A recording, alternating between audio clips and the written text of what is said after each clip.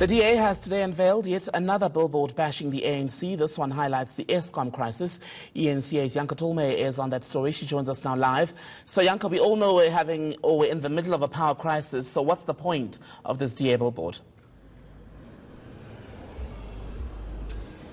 Well, Temekile, I think the point here is to ensure that people remember that Eskom is part of government ahead of the elections, and the fact that government has been in charge of Eskom for years, but it seems like this relationship between the ANC and load shedding is not coming to an end. We saw this week even stage 4 load shedding being implemented, and the DA is using this billboard to highlight that link and just remind voters ahead of the upcoming elections and trying to convince them to move their votes away from the ANC. I am now joined by the DA's John Steenhuised, just to give us a clarity on why they've decided to go with this approach once again. We did see the last billboard had some challenges. Why did you take this approach once again? Well, I think the important message here is simply this: the ANC have cut the people's power. It's time for the people to cut the ANC power. They are not able to manage Eskom. Their complete mismanagement and corruption of the institution has led to the situation now where South Africa is plunged into darkness, and this has tremendous effects on the South African economy, not least for the 10 million unemployed South Africans. We're going to see more people pushed into the unemployment queues because load shedding in South Africa equals job shedding. We can't afford to lose a single job.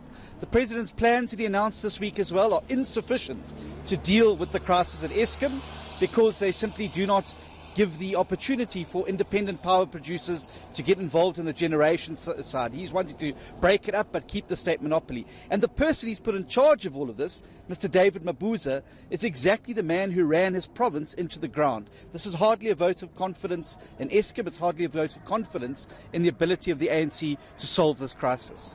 Why a billboard once again, specifically? Well, I think it's a great way to show the public and create in their minds the link between load shedding and the ANC. There's a reason we have load shedding.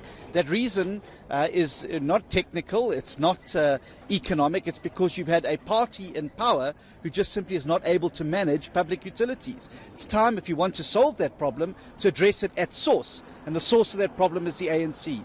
So on the 8th of May, South Africans have an opportunity to take back power, to cut the ANC's power and get a government in place that's actually going to be able to deliver electricity, be able to grow the economy and get people and this country back to work. Now, part of the DA solution that they've put forward to the problems Eskom is facing is privatization. That is included in the plans going forward. We've seen some concerns specifically from Labour about this. How are you going to that is the way to go? It absolutely has to be the way to go, and the fact that the President's ruling it out just shows how short-sighted his approach is. We need to ensure that there's far more private sector players in the generation phase. What this will do is stimulate a whole new industry in South Africa, which will itself start to absorb unemployed South Africans. We cannot continue with the government monopoly. It is going to have to shed jobs. And this is a way for us to stimulate a whole new industry in South Africa around generation and supply, and it will reduce the costs for consumers as well by introducing private sector competition into this key market. Keeping it as a state-owned entity is folly. It's a romantic notion that the socialists and the ANC hang on to at all costs, and that cost that it's coming at is the economy and the future of the people of South Africa. Now, the ANC and specifically President Cyril Ramaphosa has announced some measures to be taken, steps including breaking up Eskom in 3. From the DA side, what do you make of these steps that's been taken, and do you at all think that there are any politically connected individuals that might benefit from new energy deals that might come up?